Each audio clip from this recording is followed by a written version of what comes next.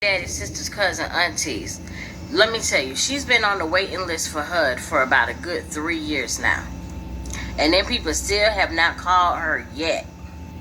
And y'all know rent is high. Everything is high. Everything done went up. But y'all want to know why? Y'all want to know where your tax dollars are really going? So this week, 41 buses arrived in Chicago. And they brought 11,000 migrants that were sleeping in shelters.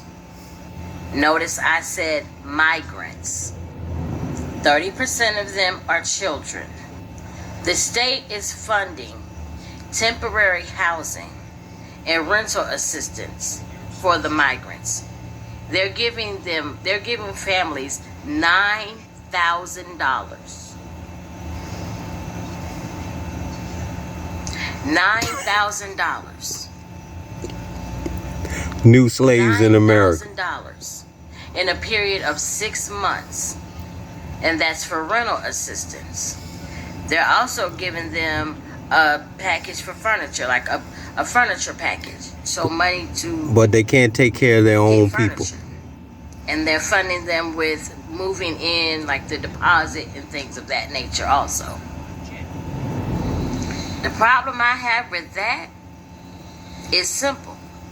There are so many homeless people in America. Millions. That need housing. Millions that need rental assistance. Millions that have been on the waiting list for HUD, Section 8.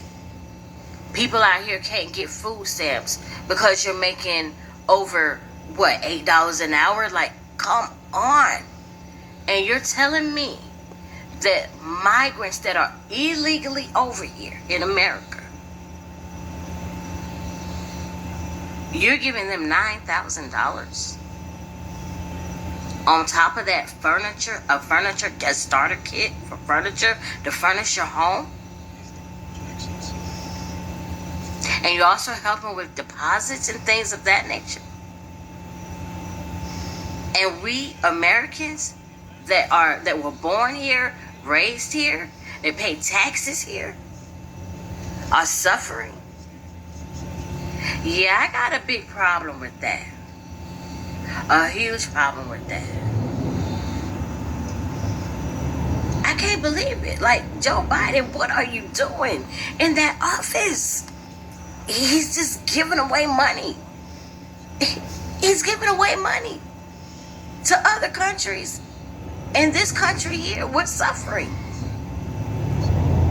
That is beyond me. Wow, this is the craziest. This is something that I have never heard of in my life. Like, wow. But I'm gonna show you this video. Let me know what you think in the comments. Sound off in the comments. Let me know how you feel about it. Wow. At the live desk, we are learning much more about the migrant crisis here in Chicago. I spoke to Christina Passione-Zayas, the city's first deputy chief of staff. She gave me insight on how the crisis is impacting the city and state financially. We have more people coming in than we actually have transitioning out of shelters. Already this week, 41 buses have rolled into Chicago. That means there are now 11,000 migrants living in shelters. 4,000 are still sleeping on police station floors and staying at the airports.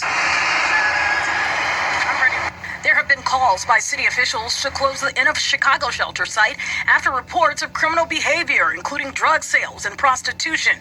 Passione-Zayas says it's not shutting down. We are in a lease. That's the other thing. This chart shows the number of migrant children now enrolled within the Chicago public schools. 30% of migrants here in Chicago are children. The migrant crisis is straining resources. The state is footing the bill for what they call temporary housing. The state is paying on the high end $9,000 in rental assistance over a 6-month period of time. With that comes help moving in and a starter kit to furnish the apartment. That rent lasts for 6 months, and ideally people would have started their legal process, secured legal work authorization, and then be able to sustain that apartment. The city put $4 million towards helping migrants get temporary housing. Right now, there are just a handful of case managers to handle the load to get migrants in temporary rentals. They have roughly, I want to say in the ballpark of 30 to 40. But we obviously, need to get more. And so that's when we approached the state again for an additional $5 million. We did reach out to see how many asylum seekers are currently taking advantage of the rental assistance. We haven't heard back from the city on that. Tia Ewing, Fox 32, Chicago.